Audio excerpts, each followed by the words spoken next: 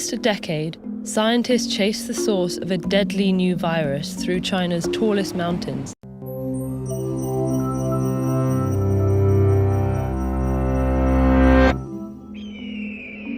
For almost a decade, scientists chased the source of a deadly new virus through China's tallest mountains and most isolated caverns. They finally found it here, in the bats of Shitao Cave. Selama hampir 1 dekade, para ilmuwan mencari sumber virus baru yang mematikan melalui pegunungan tertinggi di Tiongkok dan gua-gua paling terpencil di Tiongkok. Mereka akhirnya menemukannya di sini, di kelelawar di Gua Shitao.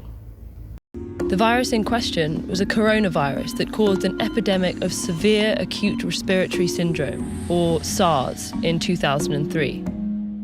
Virus yang dimaksud adalah virus corona yang menyebabkan epidemi sindrom pernapasan akut parah atau SARS pada tahun 2003. Coronaviruses are a group of viruses covered in little protein spikes that look like a crown, or corona in Latin. There are hundreds of known coronaviruses.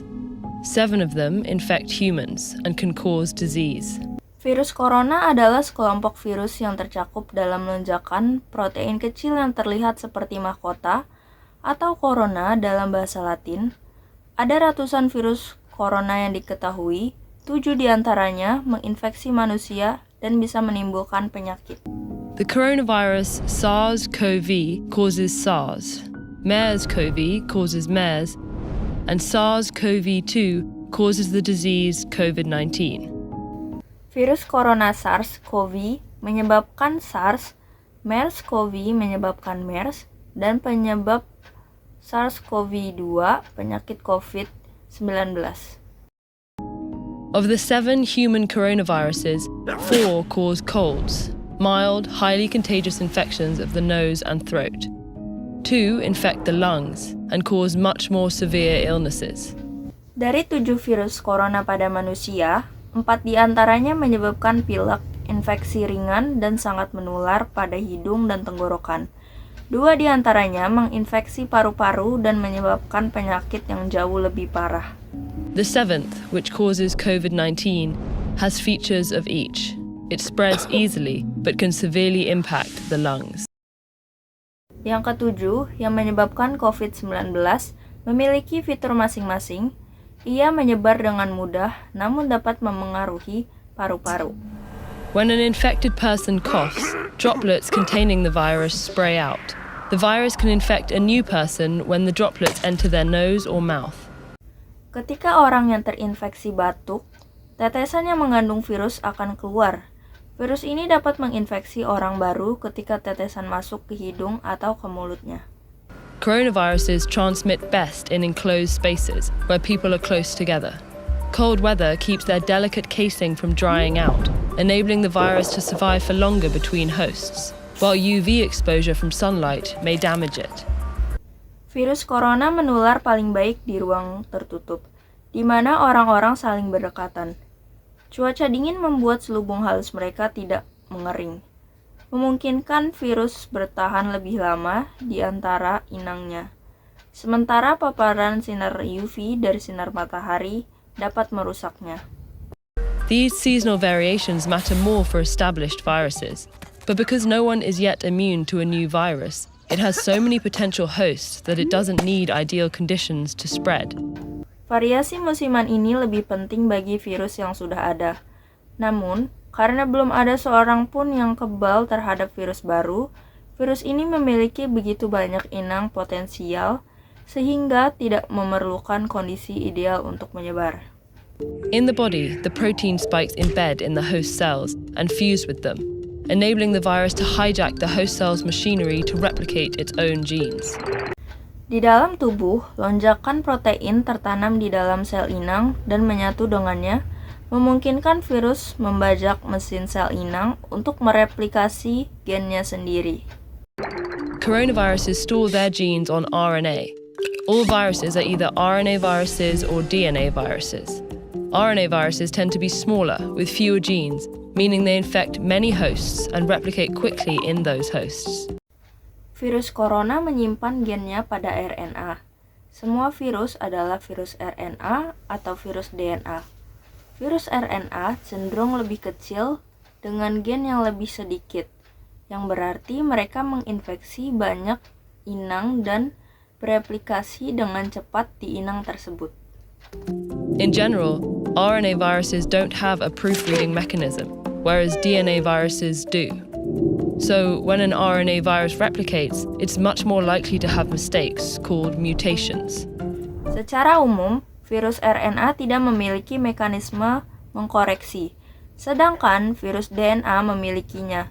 Jadi, ketika virus RNA bereplikasi, kemungkinan besar terjadi kesalahan yang disebut mutasi.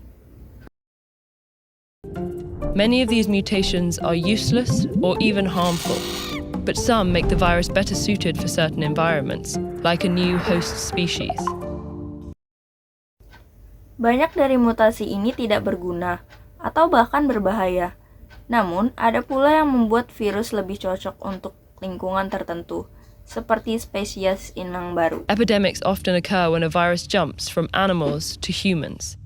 This is true of the RNA viruses that cause the Ebola, Zika, and SARS epidemics, and the COVID-19 pandemic. Epidemi seringkali terjadi ketika virus berpindah dari hewan ke manusia. Hal ini berlaku pada virus RNA yang menyebabkan epidemi Ebola, Zika, dan SARS, serta pandemi COVID-19. Once in humans, the virus still mutates, usually not enough to create a new virus, but enough to create variations or strains of the original one. Begitu sampai di manusia, virus tersebut masih bermutasi, biasanya tidak cukup untuk membuat virus baru, namun cukup untuk membuat variasi atau strain dari virus asli. Coronaviruses have a few key differences from most RNA viruses. They're some of the largest, meaning they have the most genes. That creates more opportunity for harmful mutations. Virus corona memiliki beberapa perbedaan utama dari kebanyakan virus RNA. Mereka termasuk yang terbesar. Artinya, mereka memiliki gen paling banyak. Hal ini menciptakan lebih banyak peluang terjadinya mutasi berbahaya. To counteract this risk, coronaviruses have a unique feature, an enzyme that checks for replication errors and corrects mistakes. This makes coronaviruses much more stable, with a slower mutation rate than other RNA viruses. Untuk mengatasi resiko ini, virus corona memiliki fitur unik. Enzim yang memeriksa kesalahan replikasi dan memperbaiki kesalahan. Hal ini membuat virus corona jauh lebih stabil dengan tingkat mutasi yang lebih lambat dibandingkan virus RNA lainnya. While this may sound formidable, the slow mutation rate is actually a promising sign when it comes to disarming them. Meskipun hal ini mungkin terdengar sulit, laju mutasi yang lambat sebenarnya merupakan tanda yang menjanjikan untuk melumpuhkan mereka. After an infection, our immune systems can recognize germs and destroy them more quickly if they infect us again, so they don't make us sick. But mutations can make a virus less recognizable to our immune systems and therefore more difficult to fight off. Setelah terjadi infeksi, sistem kekebalan tubuh kita dapat mengenali kuman dan menghancurkannya lebih cepat jika kuman tersebut menginfeksi kita lagi, sehingga tidak membuat kita sakit.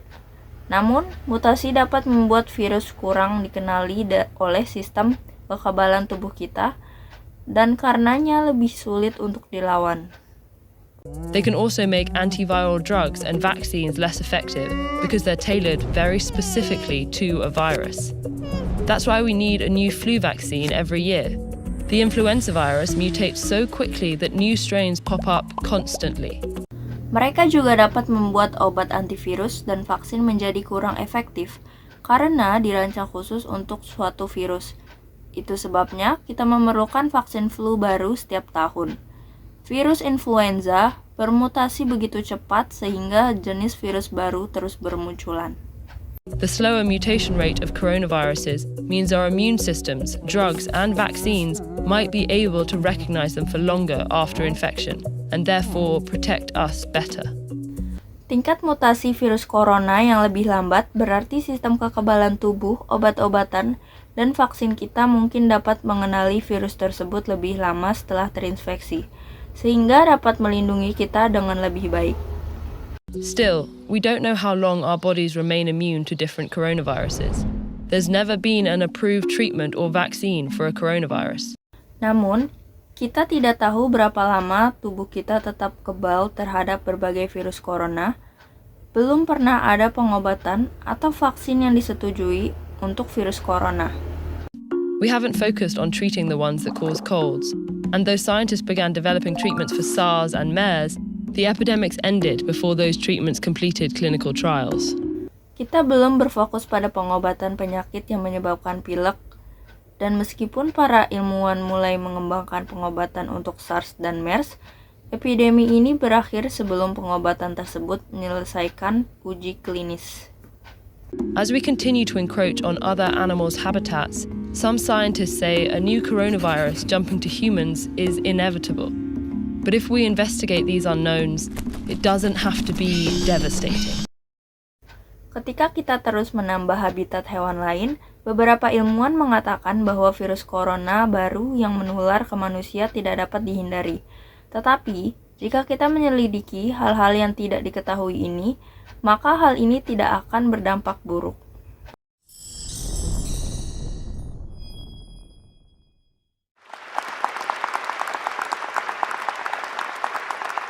Thank you so much.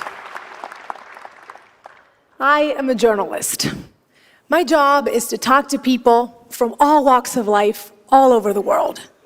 Terima kasih banyak, saya seorang jurnalis. Tugas saya adalah berbicara dengan orang-orang dari semua lapisan masyarakat di seluruh dunia.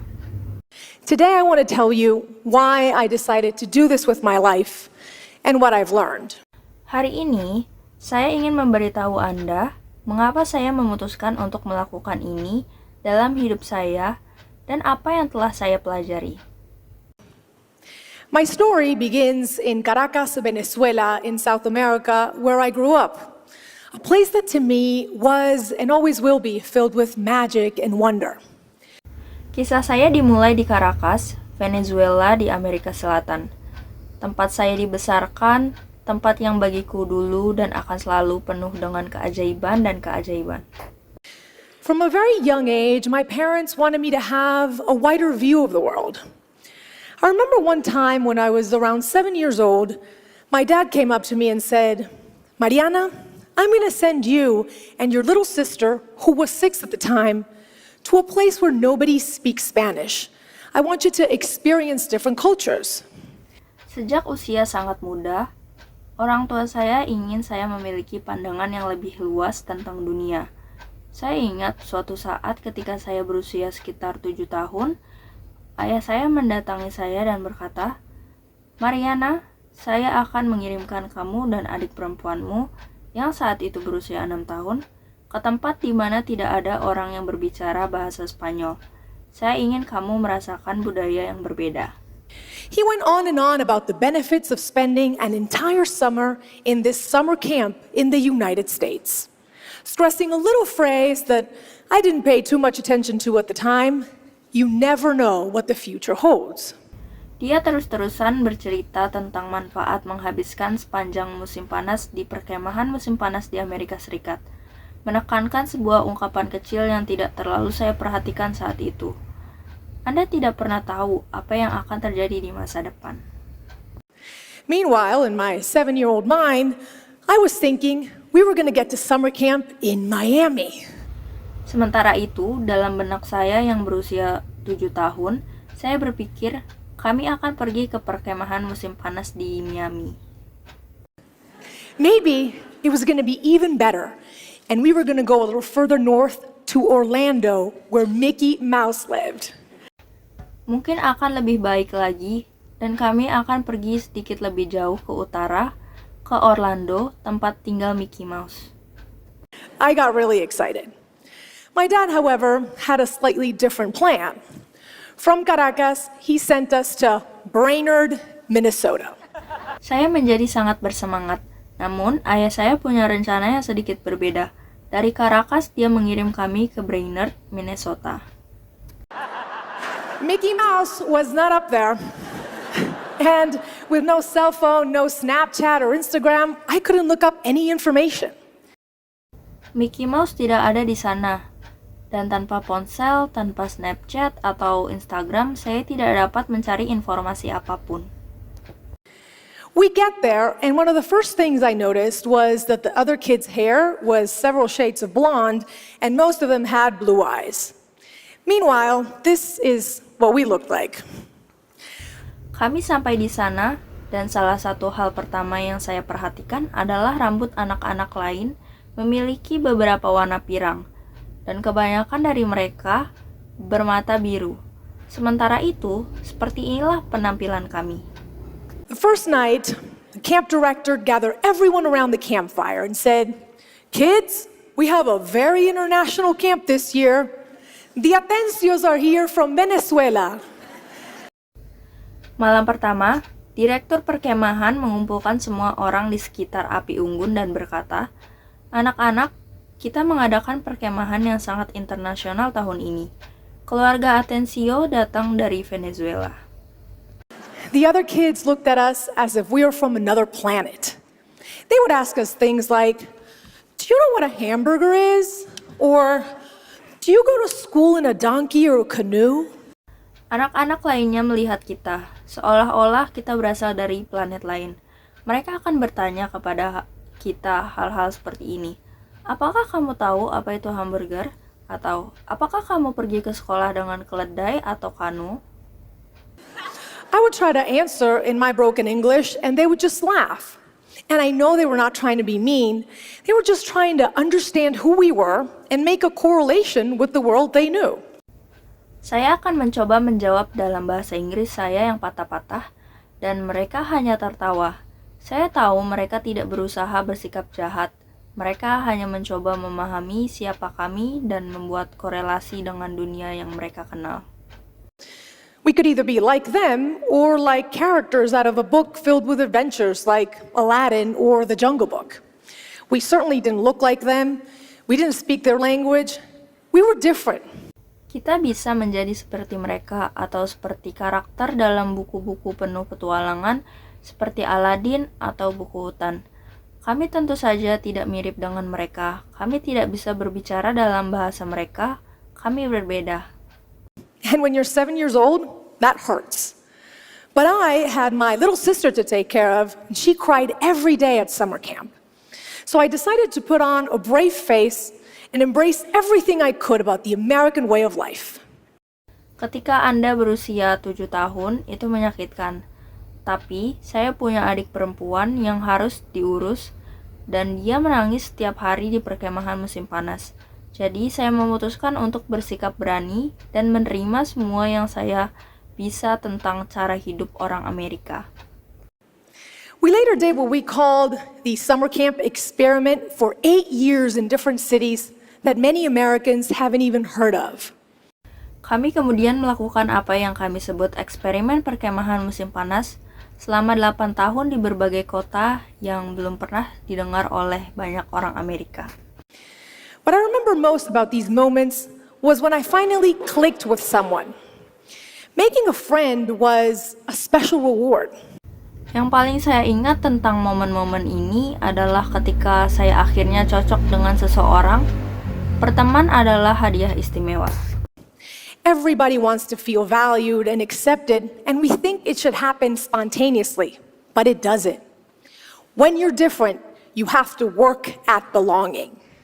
You have to be either really helpful, smart, funny, anything to be cool for the crowd you want to hang out with.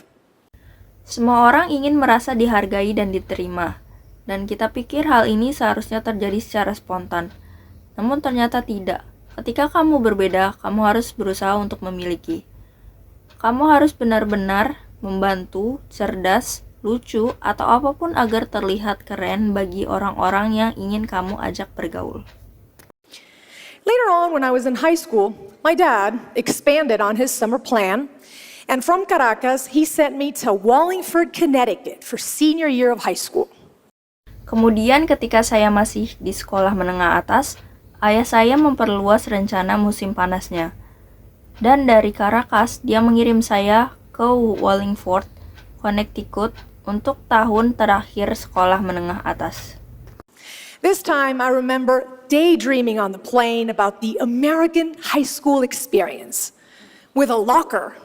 It was going to be perfect, just like in my favorite TV show, Saved by the Bell. Kali ini saya ingat melamun di pesawat tentang pengalaman sekolah menengah Amerika dengan locker itu akan menjadi sempurna, seperti di acara TV favorit saya, diselamatkan oleh lonceng. I get there, and they tell me that my assigned roommate is eagerly waiting. I open the door, and there she was, sitting on the bed with a headscarf.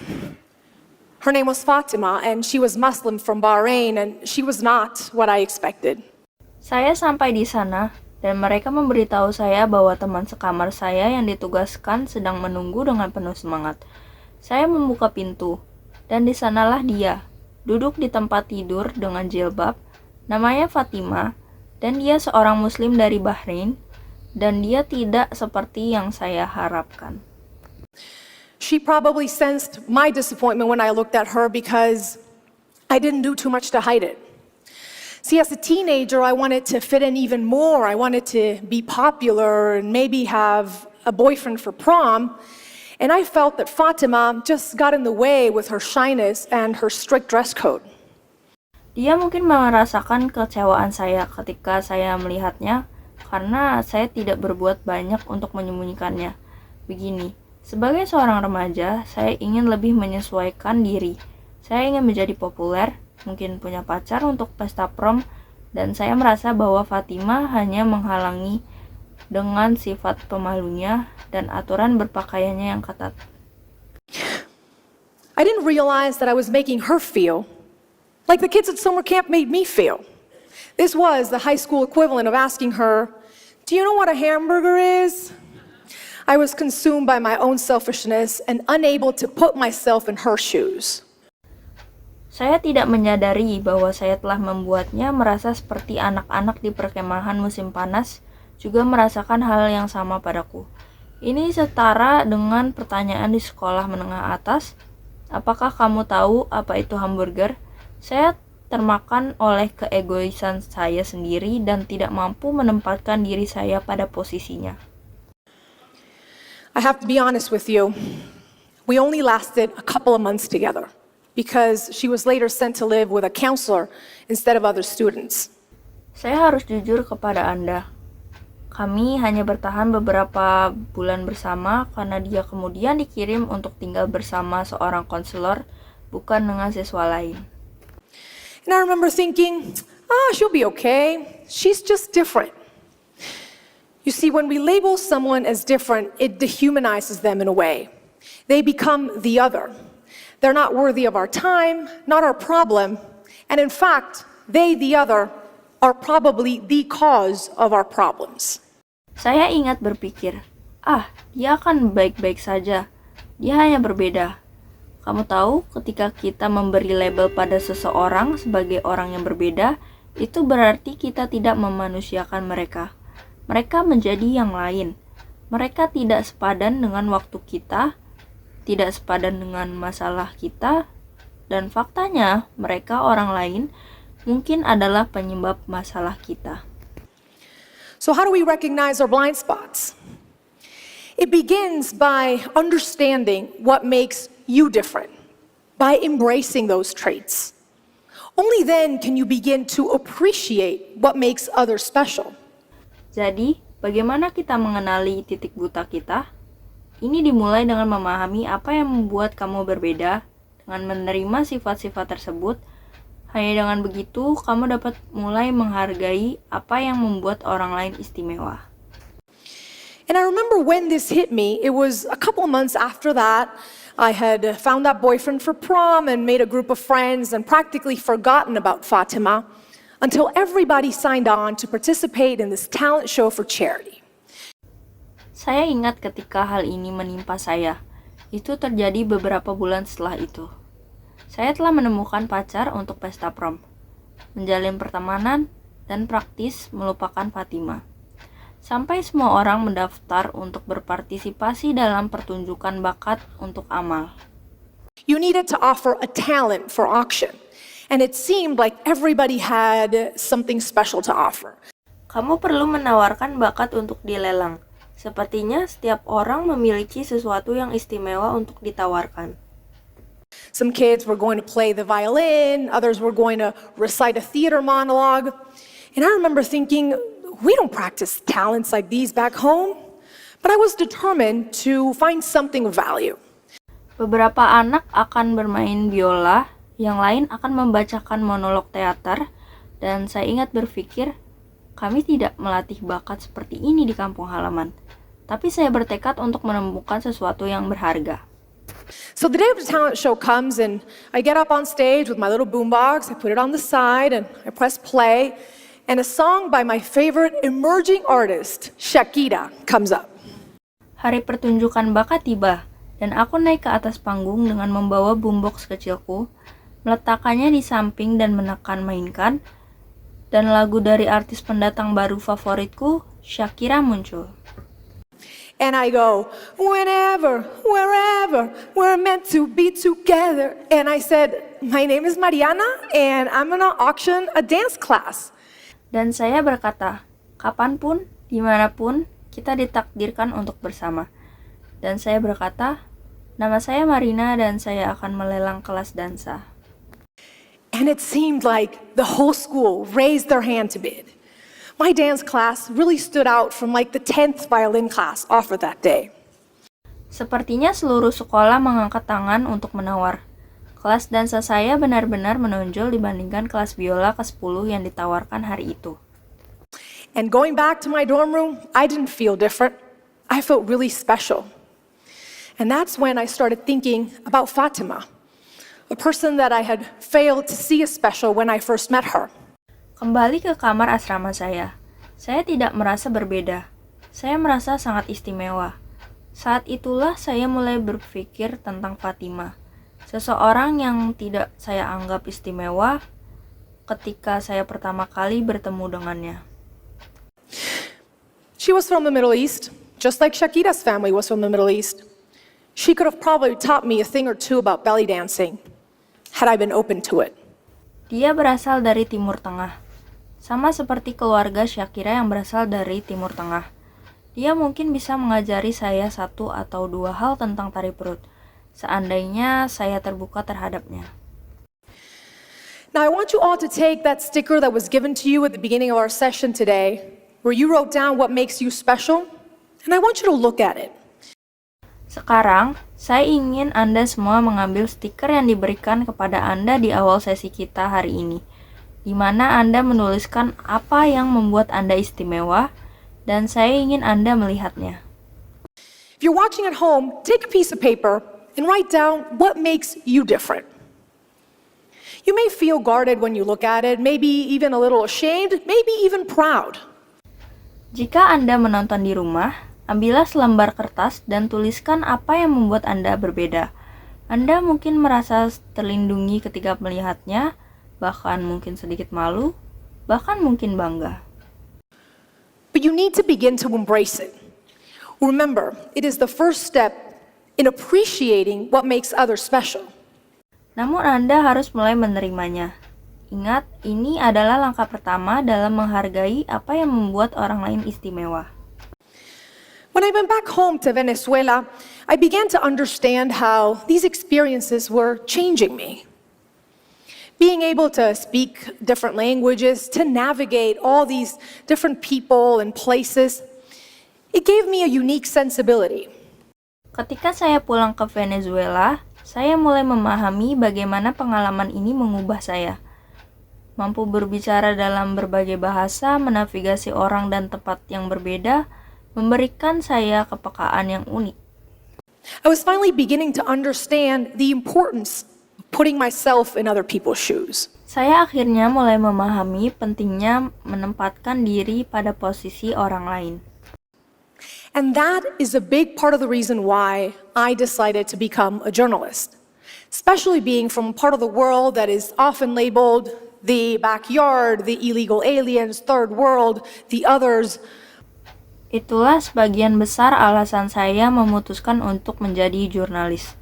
terutama karena berasal dari belahan dunia yang sering dicap sebagai halaman belakang, alien ilegal, dunia ketiga, yang lain.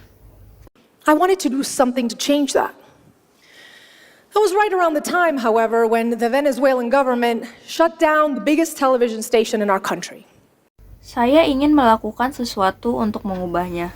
Namun, hal itu terjadi tepat pada saat pemerintah Venezuela menutup stasiun televisi terbesar di negara kita. Censorship was growing, and my dad came up to me once again and said, "How are you going to be a journalist here? You have to leave." And that's when it hit me. That's what he had been preparing me for. That is what the future held for me. Sensor semakin meningkat, dan ayah saya sekali lagi mendatangi saya dan berkata, "Bagaimana kamu bisa menjadi jurnalis di sini? Kamu harus pergi." Saat itulah saya tersadar, itulah dia telah mempersiapkanku. Itulah masa depan yang menanti saya. So in 2008, I packed my bags and I came to the United States without a return ticket this time. Jadi, pada tahun 2008, saya mengemasi tas saya dan kali ini saya datang ke Amerika tanpa tiket pulang pergi. I was painfully aware that at 24 years old, I was becoming a refugee of sorts, an immigrant, the other, once again, and now for good. Saya sangat menyadari bahwa pada usia 24 tahun, saya menjadi seorang pengungsi, seorang imigran yang lain sekali lagi dan sekarang untuk selamanya. I was able to come on a scholarship to study journalism.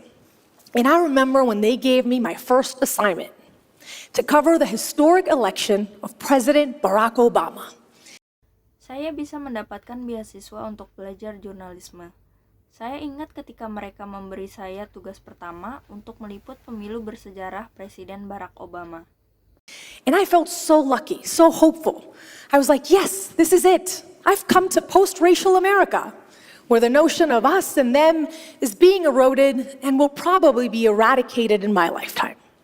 Saya merasa sangat beruntung, sangat penuh harapan. Saya seperti, ya ini dia, saya datang ke Amerika pasca rasial di mana gagasan tentang kita dan mereka sedang terkikis, dan mungkin akan dilenyapkan seumur hidup saya. Boy, was I wrong, right? Why didn't Barack Obama's presidency alleviate racial tensions in our country? Why do some people still feel threatened by immigrants, LGBTQ, and minority groups who are just trying to find a space in this United States that should be for all of us? Wah, apakah saya salahkah? Mengapa kepresidenan Barack Obama tidak meredakan ketegangan rasial di negara kita? Mengapa sebagian orang masih merasa terancam oleh imigran, LGBTQ, dan kelompok minoritas yang berusaha mencari tempat di Amerika Serikat yang seharusnya diperuntukkan bagi kita semua? I didn't have the answers back then. But on November 8th, 2016, when Donald Trump became our president, it became clear that a large part of the electorate sees them as the others. Saya tidak punya jawabannya saat itu. Namun, pada tanggal 8 November 2016, ketika Donald Trump menjadi presiden kita, menjadi jelas bahwa sebagian besar pemilih memandang mereka sebagai orang lain. Some see people coming to take their jobs or potential terrorists who speak a different language. Meanwhile, minority groups oftentimes just see hatred, intolerance, and narrow-mindedness on the other side. Beberapa orang melihat orang-orang datang untuk mengambil pekerjaan mereka atau calon teroris yang berbicara dalam bahasa yang berbeda. Sementara kelompok minoritas seringkali hanya melihat kebencian, intoleransi, dan kepicikan dari sisi lain. It's like we're stuck in these bubbles that nobody wants to burst. And the only way to do it, the only way to get out of it is to realize that being different also means thinking differently. Sepertinya kita terjebak dalam gelembung-gelembung yang tidak ingin diledakkan oleh siapapun. Satu-satunya cara untuk melakukannya, Satu-satunya cara untuk keluar dari situ adalah dengan menyadari bahwa menjadi berbeda juga berarti berpikir secara berbeda. It takes courage to show respect. In the words of Voltaire, I may not agree with what you have to say, but I will fight to the death to defend your right to say it. Dibutuhkan keberanian untuk menunjukkan rasa hormat seperti kata-kata Voltaire. Saya mungkin tidak setuju dengan apa yang Anda katakan, tetapi saya akan berjuang sampai mati untuk membela hak Anda untuk mengatakannya. Failing to see anything good on the other side makes a dialogue impossible. Without a dialogue, we will keep repeating the same mistakes because we will not learn anything new. Gagal melihat sesuatu yang baik dari pihak lain membuat dialog menjadi tidak mungkin. Tanpa dialog, kita akan terus mengulang kesalahan yang sama, karena kita tidak akan belajar sesuatu yang baru. I covered the 2016 election for NBC News. It was my first big assignment in this mainstream network where I had crossed over from Spanish television. And I wanted to do something different. Saya meliput pemilu 2016 untuk NBC News. Itu adalah tugas besar pertama saya di jaringan arus utama ini. Tempat saya berpindah dari televisi Spanyol, dan saya ingin melakukan sesuatu yang berbeda. I watched election results with undocumented families. Few thought of sharing that moment with people who weren't citizens, but actually stood the most to lose that night. Saya menyaksikan hasil pemilu dengan keluarga yang tidak berdokumen. Hanya sedikit orang yang berpikir untuk berbagi momen itu dengan orang-orang yang bukan warga negara. Namun sebenarnya merekalah yang paling dirugikan malam itu. When it became apparent that Donald Trump was winning, this 8-year-old girl named Angelina rushed up to me in tears. Ketika jelas bahwa Donald Trump menang, gadis berusia 8 tahun bernama Angelina ini berlari ke arah saya sambil menangis. She sobbed as she asked me if her mom was going to be deported now. I hugged her back and I said it's going to be okay. But I really didn't know. Dia terisak dan bertanya, apakah ibunya akan dideportasi sekarang? Saya balas memeluknya dan berkata, semuanya akan baik-baik saja. Tapi saya benar-benar tidak tahu. This was the photo that we took that night, forever ingrained in my heart. Here was this little girl who was around the same age I was when I went to camp in Brainerd. Inilah foto yang kami ambil malam itu, yang selamanya tertanam di hati saya. Inilah gadis kecil yang usianya kira-kira sama dengan saya ketika saya pergi ke perkemahan di Brainerd. She already knows she is the other. She walks home from school in fear every day. Her mom can be taken away. Dia sudah tahu bahwa dia adalah yang lain. Dia berjalan pulang dari sekolah dengan ketakutan setiap hari bahwa ibunya akan dibawa pergi. So how do we put ourselves in Angelina's shoes? How do we make her understand she is special and not simply unworthy of having her family together? By giving camera time to her and families like hers, I tried to make people see them as human beings and not simply illegal aliens. Jadi, bagaimana kita menempatkan diri kita pada posisi Angelina? Bagaimana kita membuatnya mengerti bahwa dia istimewa dan bukan sekedar tidak layak untuk memiliki keluarga bersama? Dengan memberikannya waktu berfoto padanya dan keluarga seperti dia, saya mencoba membuat orang melihat mereka sebagai manusia dan bukan sekedar alien ilegal. Yes, they broke a law, and they should pay a penalty for it, but they've also given everything for this country, like many other immigrants before them have. Ya, mereka melanggar hukum, dan mereka harus membayar denda atas pelanggaran tersebut. Namun, mereka juga telah memberikan segalanya untuk negara ini, seperti yang dilakukan banyak imigran lain sebelum mereka. I've already told you how my path to personal growth started.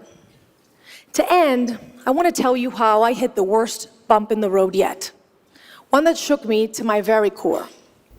Saya sudah memberitahu Anda bagaimana jalan saya menuju pertumbuhan pribadi dimulai. Sebagai penutup, saya ingin memberitahu Anda bagaimana saya mengalami rintangan terburuk di jalan yang sangat mengguncang saya. The day, April 10th, 2014. I was driving to the studio and I got a call from my parents. "Are you on the air?" they asked. I immediately knew something was wrong. "What happened?" I said. "It's your sister. She's been in a car accident." Suatu hari pada tanggal 10 April 2014, saya sedang dalam perjalanan menuju studio dan saya mendapat telepon dari orang tua saya. "Apakah kamu sedang siaran langsung?" Mereka bertanya. Saya segera tahu ada sesuatu yang salah. "Apa yang telah terjadi?" saya bilang. "Itu adikmu, dia mengalami kecelakaan mobil." It was as if my heart stopped. My hands gripped to the steering wheel, and I remember hearing the words, "It is unlikely she will ever walk again." Jantung saya seperti berhenti berdetak. Tangan saya mencengkram kemudi dan saya ingat pernah mendengar kata-kata, "Tidak mungkin dia bisa berjalan lagi." They say your life can change in a split second. Mine did at that moment. My sister went from being my successful other half, only a year apart in age, to not being able to move her legs, sit up, or get dressed by herself. Mereka bilang, hidup Anda bisa berubah dalam hitungan detik. Hidup saya melakukannya pada saat itu. Adik perempuan saya berubah dari pasangan saya yang sukses, hanya selisih usia 1 tahun menjadi tidak bisa menggerakkan kakinya, duduk atau berpakaian sendiri. And this wasn't like summer camp where I could magically make it better. This was terrifying. Throughout the course of 2 years, my sister underwent 15 surgeries, and she spent most of that time in a wheelchair. Ini tidak seperti perkemahan musim panas, di mana secara ajaib saya bisa membuatnya lebih baik. Ini sangat menakutkan. Selama 2 tahun, adik saya menjalani 15 operasi, dan dia menghabiskan sebagian besar waktunya di kursi roda. But that wasn't even the worst of it. The worst was something so painful, it's hard to put into words even now. Tapi itu bukan yang terburuk. Yang terburuk adalah sesuatu yang sangat menyakitkan, sulit untuk diungkapkan dengan kata-kata, bahkan sampai sekarang. It was the way people looked at her, looked at us, changed. People were unable to see a successful lawyer or a millennial with a sharp wit and a kind heart. Itu adalah cara orang memandangnya, memandang kami yang berubah.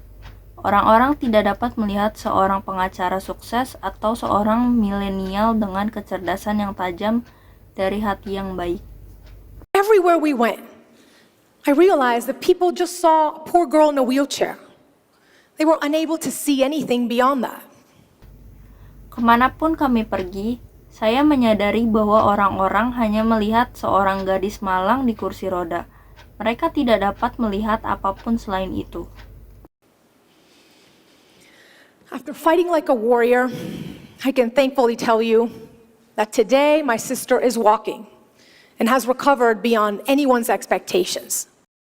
Setelah bertarung seperti seorang pejuang, saya bersyukur dapat memberitahu Anda bahwa hari ini adik perempuan saya dapat berjalan dan telah pulih melampaui harapan siapapun. Thank you. But during that traumatic ordeal, I learned there are differences that simply suck, and it's hard to find positive in them. Terima kasih. Namun, selama cobaan traumatis itu, saya belajar bahwa ada perbedaan yang sangat buruk dan sulit untuk menemukan hal positif di dalamnya. My sister's not better off because of what happened. But she taught me you can't let those differences define you. Adikku tidak menjadi lebih baik karena apa yang terjadi, namun dia mengajari saya, kamu tidak bisa membiarkan perbedaan itu menentukan kamu. Being able to reimagine yourself beyond what other people see. That is the toughest task of all, but it's also the most beautiful. Mampu membayangkan kembali diri Anda melampaui apa yang orang lain lihat, itu adalah tugas terberat, tapi juga yang paling indah. You see, we all come to this world in a body. People with physical or neurological difficulties, environmentally impacted communities, immigrants, boys, girls, boys who want to dress as girls, girls with veils, women who've been sexually assaulted. Kalian tahu, kita semua datang ke dunia ini dalam satu tubuh. Orang dengan kesulitan fisik atau neurologis, komunitas yang terkena dampak lingkungan, imigran, anak laki-laki, anak perempuan, anak laki-laki yang ingin berpakaian seperti anak perempuan berkerudung, perempuan yang pernah mengalami pelecehan seksual, Athletes who bend their knee as a sign of protest, black, white, Asian, Native American, my sister, you or me. We all want what everyone wants, to dream and to achieve. But sometimes society tells us, and we tell ourselves, we don't fit the mold. Atlet yang menekuk lutut sebagai tanda protes, berkulit hitam, putih, Asia, penduduk asli Amerika, saudara perempuan saya, Anda, atau saya, kita semua menginginkan apa yang diinginkan semua orang, bermimpi dan mencapainya. Namun terkadang masyarakat memberitahu kita dan kita mengatakan pada diri kita sendiri, kita tidak cocok dengan polanya. Well, if you look at my story, from being born somewhere different, to belly dancing in high school, to telling stories you wouldn't normally see on TV, what makes me different is what has made me stand out and be successful. Nah, jika kalian melihat kisah saya, mulai dari dilahirkan di tempat yang berbeda, hingga tarik perut di sekolah menengah, hingga menceritakan kisah-kisah yang biasanya tidak Anda lihat di TV, yang membuat saya berbeda adalah apa yang membuat saya menonjol dan menjadi sukses.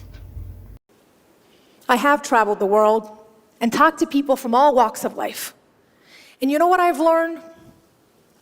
The single thing every one of us has in common is being human. Saya telah berkeliling dunia dan berbicara dengan orang-orang dari berbagai lapisan masyarakat. Anda tahu apa yang telah saya pelajari?